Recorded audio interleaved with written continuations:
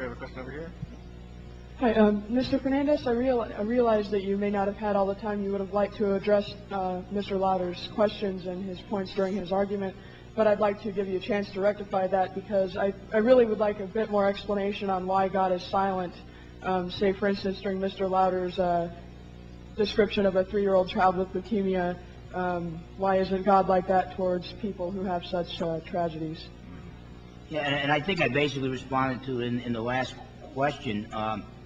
That basically, as Isaiah 55:8 and 9 says, that God's ways and His thoughts are often as far above ours as the heavens are above the earth. I cannot give you an answer for every particular reason, but I do think that the evidence that I provided, the origin of the universe, the continuing existence of the universe, the existence of absolute moral values, the design and complexity found in the universe, demand that there be an infinite being to ground the existence of the universe. Now, I'm not saying that, therefore, we can fully and exhaustively know the ways of this God. I do think that many theists pretend to know all the reasons why God allows evil and human suffering. If someone's in here and your baby died, I'll give you a hug and a shoulder to cry on, but I'm probably not going to give you a philosophical answer. Now, anybody who tells you that they've got the God of the Bible all figured out, it's not the God of the Bible.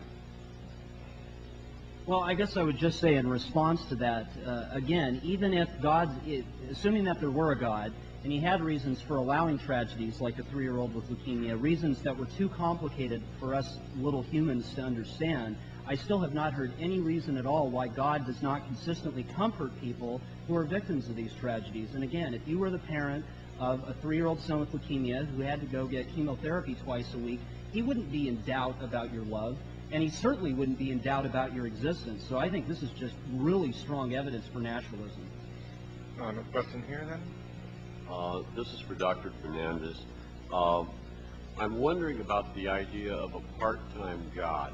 And what I mean by that is, I hear people describe themselves as people persons. And then the theistic explanation of the universe and all of that seems to presuppose a people-oriented God. If we have a people-oriented God, then it would seem that if God is omniscient, omnipresent, and all that, that our concerns can be taken care of in no time flat. But my real concern, I guess, is what does God do when He's not worrying about people? There are pieces of the universe that we will never see, that no person will ever see. Why would we have a God who is concerned with people, who then has other chunks of the universe out there that are totally irrelevant to us? Presumably, He's playing cat's cradle or something like that. I don't know. Well, I think it's a good question. I think if God created a fairly small universe so we could explore every inch of it in a small amount of time, then I think the atheist objection would be, well, God doesn't have to be all-powerful because look how small the universe is. I mean, if we had enough time, we could do it ourselves. I think part of this vast, immense universe that we can never totally figure out is God giving us a big clue, and that is that He is infinite in power. He is the creator, and we have this vast universe that we'll never totally figure out. So an atheist, act like the theist, needs to totally figure out his God, or his God is not worthy of belief. I just think it misses the point.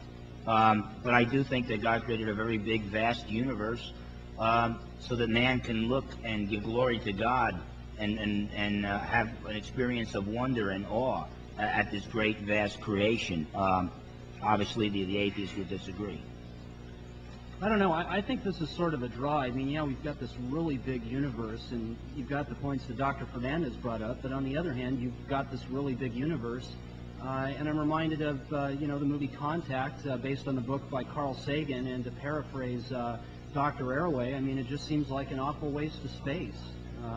I don't know that that proves anything for naturalism or for theism. I think this is sort of a draw. This is to Dr. Fernandes. You said that God uses human suffering to also bring man to Him. What about animal suffering? Animals have no stake in salvation whatsoever. There can be no justifiable reason for animal suffering. What kind of God is that? Basically, it's another good question, but I believe, I am the type of theist that is called a Christian theist. I suppose traditional Jewish theists also would agree that God created man as the pinnacle of his creation, but then he also created the world and gave man dominion over it. So now we are not to abuse the gifts that God has given us, but I do view the animal kingdom as a gift to mankind. Now, obviously, you step outside of a theistic framework, and if you lower the status of human beings and raise the status of animals, then you can make a case against it. But I don't see any reason to step outside the theistic framework, especially because of things like the Big Bang model and the impossibility of an actual infinite set existing outside of a mind. Again, I'd go back to my opening statement. You might remember that my fourth line of evidence for naturalism was the flourishing and languishing of sentient beings. Other animals, they're not moral agents. We don't hold a chimpanzee morally responsible for how it behaves. But a chimpanzee is a sentient being. It is capable of feeling pain, and therefore moral agents, which includes humans and God, if God exists, are therefore morally responsible for how they treat sentient beings that are not human. And I don't think we've heard any reason at all why theism, if theism is true, we find this this pattern that we see with the flourishing and languishing of sentient beings. I think that's an excellent question.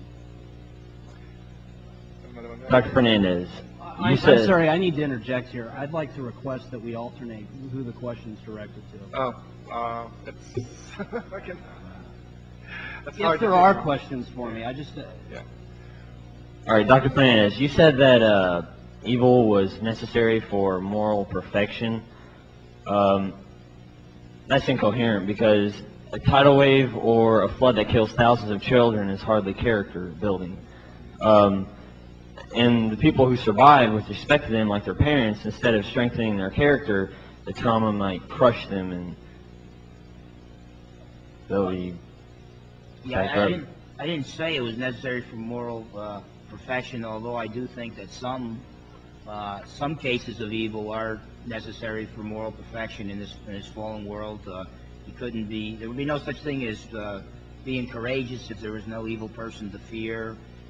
You couldn't love your enemies in a perfect world because we'd all be friends, things of that sort. But I'm not saying that in every single case it's essential to moral perfection. What I am saying is, in every case, if the all-good, all-powerful God of the Bible does exist, and I believe there is evidence that he does exist, very good evidence that he does exist, that theism is more plausible than naturalism, then there's good evidence that even though we don't know the answers as to why God allowed some horrible incident to occur, we can trust him that he had some greater good reasons for it.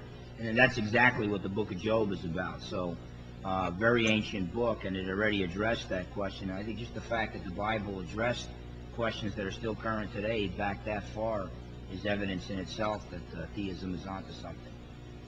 I don't know. I mean, again, I go back to my opening statement. I tried to present several lines of evidence with the theme from biology. I mean, the pattern of the types of pain and suffering. We find the patterns of pain and suffering. I mean, we can talk about things like moral perfection and greater goods, but when it all boils down to it, the fact of the matter is naturalism has an explanation and theism doesn't.